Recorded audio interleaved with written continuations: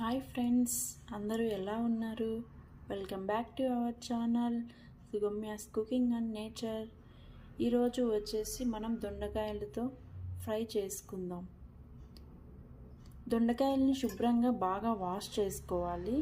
Wash చేసుకున్న తర్వాత వాటిని చిన్న చిన్న ముక్కలుగా కట్ చేసుకోవాలి.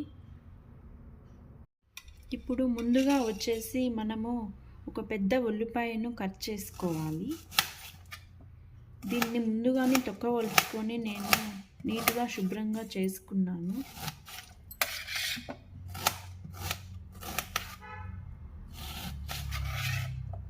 తర్వాత దొండకాయల్ని ఇలా పైన కింద అది తీసేసుకొని ఇలా చిన్న చిన్న ముక్కలుగా రౌండ్గా కట్ చేసుకోవాలి. ఇలా అన్ని దొండకాయలను కట్ చేసుకున్న తర్వాత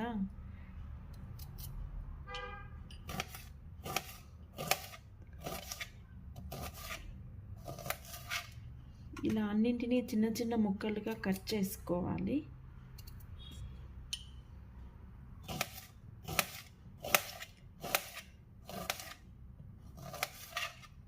ఇలా అన్నిటినీ కట్ చేసుకోవాలి 1 by 1. పైన కింద ఉండే పార్ట్ని తీసేయాలి. ఇలా అన్ని దొండకాయలను చిన్న చిన్న ముక్కలుగా కట్ చేసుకోవాలి. ఇప్పుడు నెక్స్ట్ ప్రాసెస్లోకి వెళ్దాం. దొండకాయ ఫ్రై ఎలా చేయాలి? ఇందుకోసం నేను కరివేపాకు, ఉల్లిపాయలు కూడా తీసుకున్నాను. స్టవ్ మీద ప్యాన్ పెట్టి ప్యాన్ హీట్ అయిన తర్వాత ఆవాలు, జీలకర్ర, ఎండుమిరపకాయలు వేసాను. ఇది కొంచెం వేగిన తర్వాత మనం కట్ చేసుకున్న ఉల్లిపాయలు ఇందులో వేయాలి. కరివేపాకు అన్నీ వేసుకోవాలి.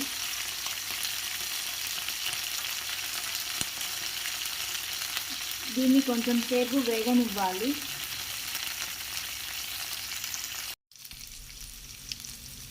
ఇలా ఉల్లిపాయలను బాగా ఫ్రై చేసుకోవాలి. ఇది బాగా మగ్గిన తర్వాత ఇప్పుడు మనం ముందుగానే కట్ చేసి పెట్టుకున్న దొండకాయ ముక్కల్ని ఇందులో వేసుకోవాలి.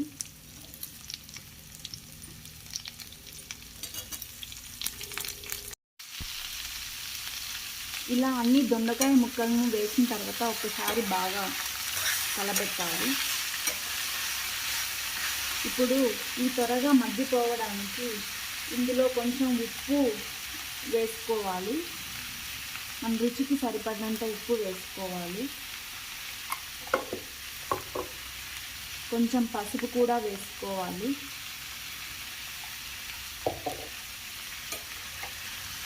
దీన్ని బాగా కలబెట్టాలి.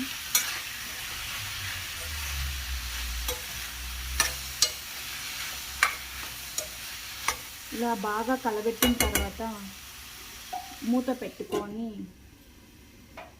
కొంచెం సేపు మగ్గనివ్వాలి. ఇలా మధ్యలో మూత తీసి బాగా కలబెట్టాలి. ఎందుకంటే దొండకాయ ఉడకడానికి టైం పడుతుంది కదా.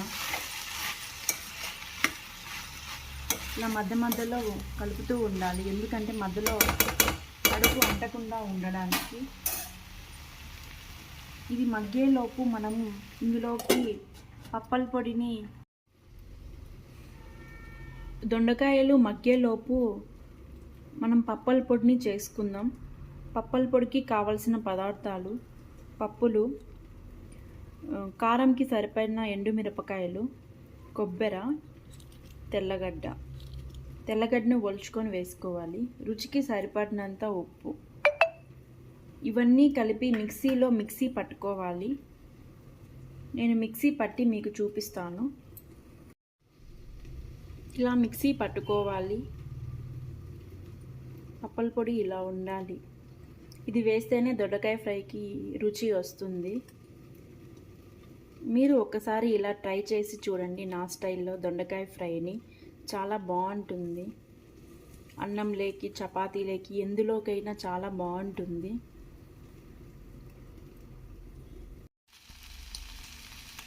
చూడండి, దొండకాయ ఆల్మోస్ట్ 50% ఉడికింది. ఇలా మధ్య మధ్యలో కలబెడుతూనే ఉండాలి, లేకపోతే అడుగు అంటుతుంది.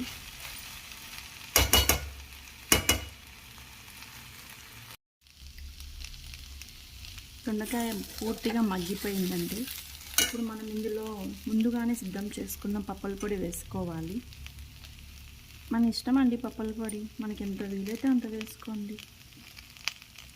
కొంతమందికి ఎక్కువ ఇష్టం, కొంతమందికి తక్కువ ఇష్టం, దాన్ని బట్టి చూసుకొని వేసుకోండి.